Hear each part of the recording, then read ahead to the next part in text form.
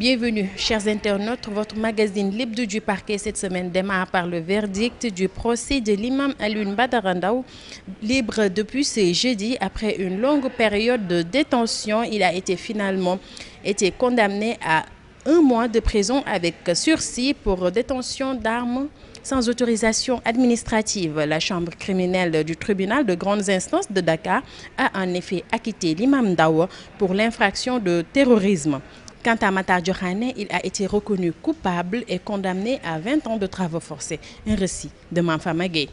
La chambre criminelle de Dakar a rendu ce jeudi le verdict du 2e procès pour terrorisme de l'histoire du Sénégal. Le juge a prononcé 13 condamnations et 15 acquittements. Les 2 principaux accusés, l'imam Alioune Ndao et Matar Diokhane, ont eu des fortunes diverses. Le premier a écopé 1 mois de prison avec sursis. Il est reconnu coupable de détention d'armes de second degré sans autorisation administrative et recouvre la liberté après près de 3 ans de détention. Le second, pour sa part, a pris 20 ans de travaux forcés pour acte de terrorisme par association de malfaiteurs. Arrêté en 2015, il devra en principe passer 17 années supplémentaires en détention.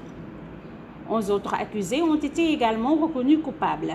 Il s'agit d'Abdou Hakim Bakebao, qui était au Nord-Mali et qui a été condamné à 20 ans de travaux forcés. Mohamed Ndiaye et Ibrahim Diallo ont écopé 15 ans.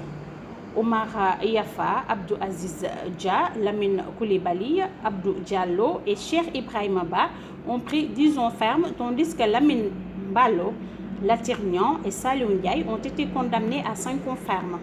Une quinzaine de prévenus a eu plus de chance. Le juge a suivi le réquisitoire du procureur en les acquittant. Il s'agit de Koumba Ndiaye, Ami Sall, Mariem Sow, Alioune Badara Sall, Daouda Dian, Boubacar Dekol Ndiaye, Omar Keita, Mour Mbaye Dem, Mamadou Moustapha Mbaye, Alpha Diallo, Pape Kibili Koulibaly et El Hadji Mamadou Ba, Moustapha Diatta, Ibrahima Anne et Ibrahima Ndiaye.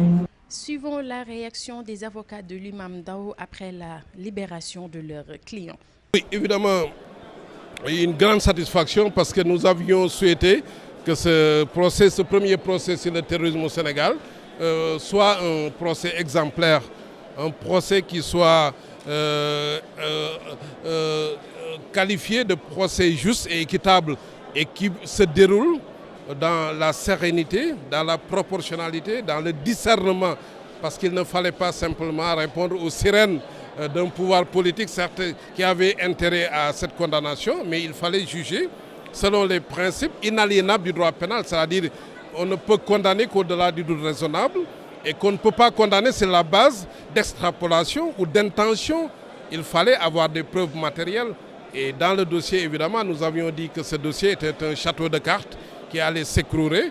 Et aujourd'hui, le verdict montre effectivement que même si on est conscient de la gravité de l'accusation, même si on est conscient que le Sénégal n'est pas à l'abri d'actes terroristes, même si on est conscient que le Sénégal doit redoubler d'efforts pour lutter de façon préventive contre le terrorisme, mais le droit pénal a ses exigences. Et ces exigences, c'est l'obligation de preuve par rapport à l'accusation d'actes aussi graves, c'est l'obligation de discernement.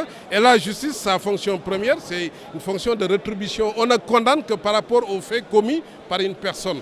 Et vous avez vu que Imam Ndao a été conçu comme la pierre angulaire de ce dossier, qui était celui qui instrumentalisait, qui endoctrinait, qui envoyait les personnes et qui les recevait au retour et qui devait être l'épine dorsale, la colonne vertébrale de cet État islamique imaginaire, putatif, qu'on devait installer au Sénégal. Mais tout ça n'a pas été démontré par les éléments du dossier, ce qui explique aujourd'hui que ce procès puisse être qualifié comme un procès raisonnable, une décision sage, une décision juste. Même ceux qui ont été condamnés ont la possibilité de relever appel et d'obtenir une information en cause d'appel. Un sentiment de gratitude vis-à-vis d'Allah subhanahu wa ta'ala qui nous a permis, après 3 ans de combat, d'obtenir ce résultat positif. Voilà. Mais les motivations sont très simples. Nous vous l'avions toujours dit depuis des années, que dans ce dossier, il n'y a pas de preuve matérielle contre Imam Alioune Ndao. On ne peut pas condamner quelqu'un sur la base de simples suppositions, sur la base de simples spéculations, sur la base de simples allégations. Donc il n'y a pas eu de preuve matérielle contre imam, il n'y a pas eu de preuve confondante contre imam, il n'y a pas de fait infractionnel contre imam. C'est tout à fait normal que la chambre criminelle l'acquitte, comme nous l'avons toujours demandé. Imam Alioune Badara Ndao a eu plus de chance que le maire de Dakar. La cour d'appel de Dakar a en effet décidé de le maintenir en prison en rejetant la demande de liberté provisoire déposée par ses avocats. La Cour a tout bonnement rejeté les exceptions de nullité de la procédure soulevée et la demande de libération immédiate de Khalifa Sall et ses coprévenus. L'exception d'inconstitutionnalité formulée par ses avocats a été balayée. Dans sa décision, Demba Kandji a soutenu que la Cour de justice de la CEDEAO n'est pas une cour de cassation des juridictions nationales et que seules les juridictions nationales sont compétentes pour connaître les affaires nationales. Une décision appréciée par les avocats des deux côtés à leur manière. Suivons-les au micro de la TFM.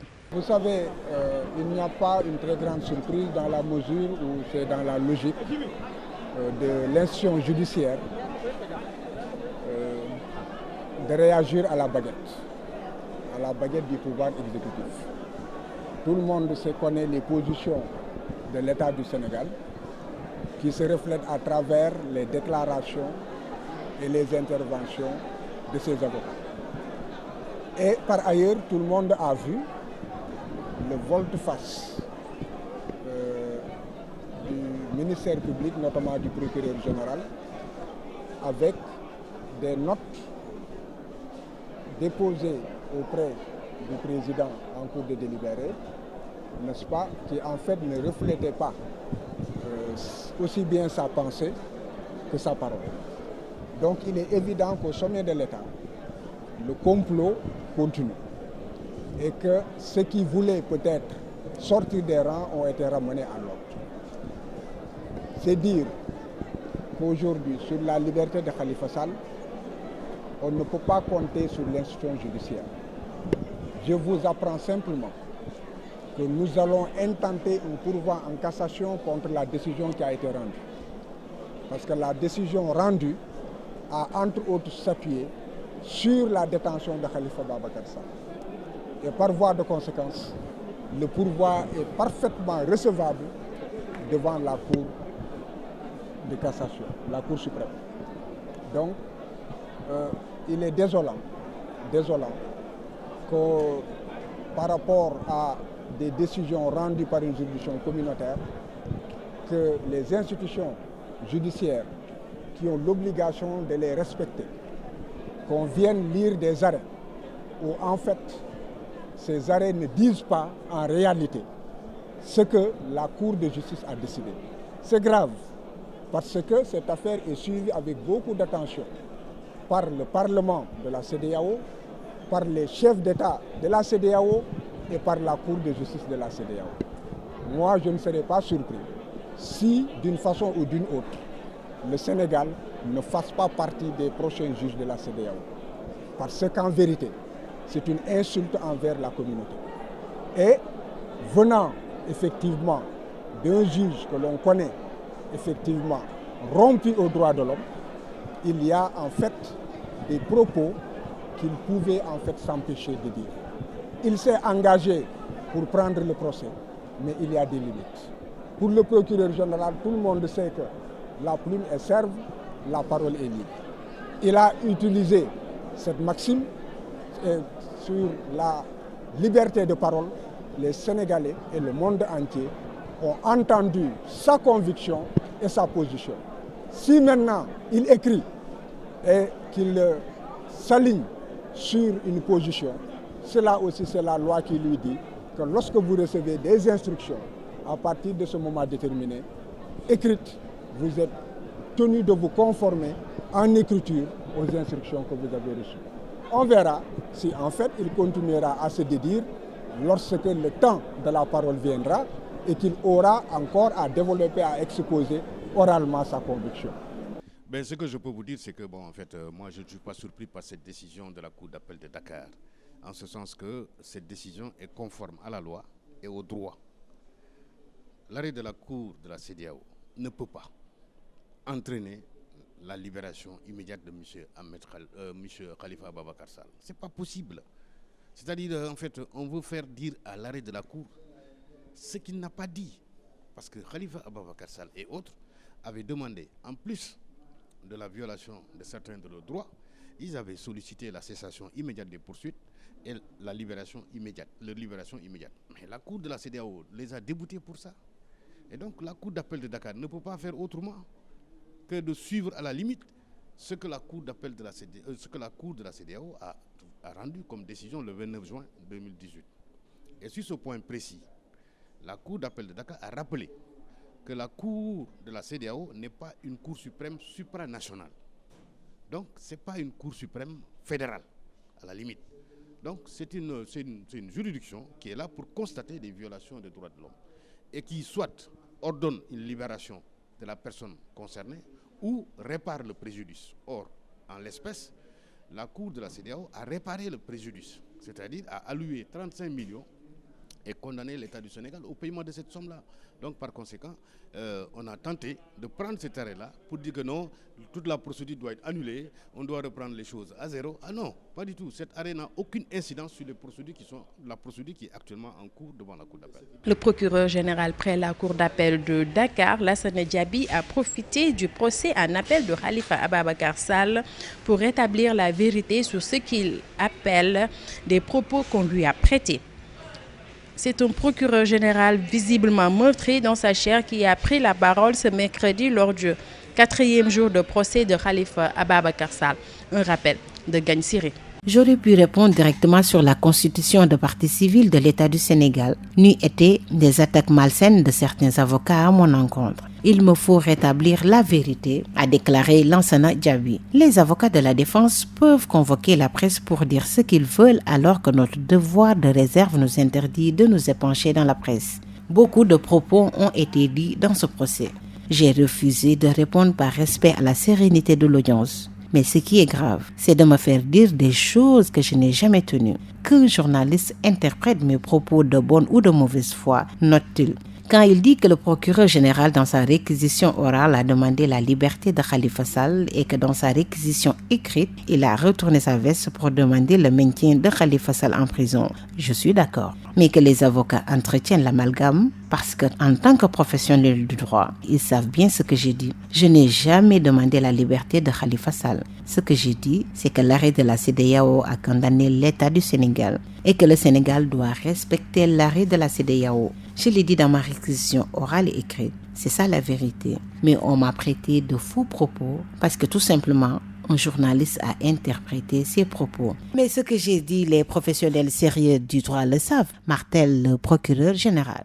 Évoquons à présent cette affaire qui a fait les choux gras de la presse en 2014, l'affaire du lutteur Saloum Saloum. Ce dernier a été jugé par la chambre criminelle du tribunal de grandes instances de Dakar et condamné à 4 ans de prison ferme. Arrêté en 2014, le lutteur va bientôt recouvrer la liberté puisqu'ayant déjà purgé sa peine en détention préventive. Place maintenant au lexique du jour de Daouda Mine. Cette semaine, nous parlons de l'incendie volontaire.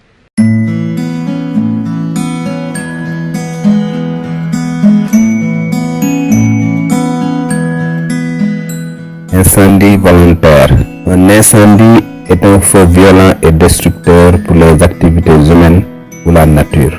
La majeure partie des incendies a des origines humaines, imprudence, malveillance, cause technique.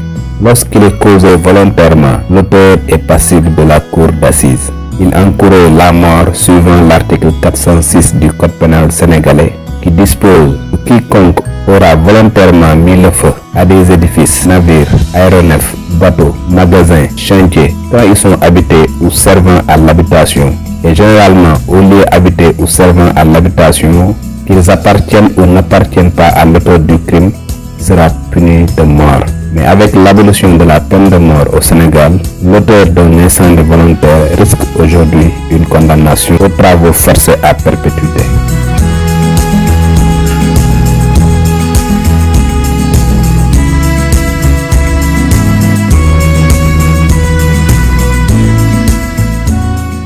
Merci Daouda, chers internautes, c'était tout pour ce numéro d'aujourd'hui. Rendez-vous semaine prochaine pour d'autres informations judiciaires.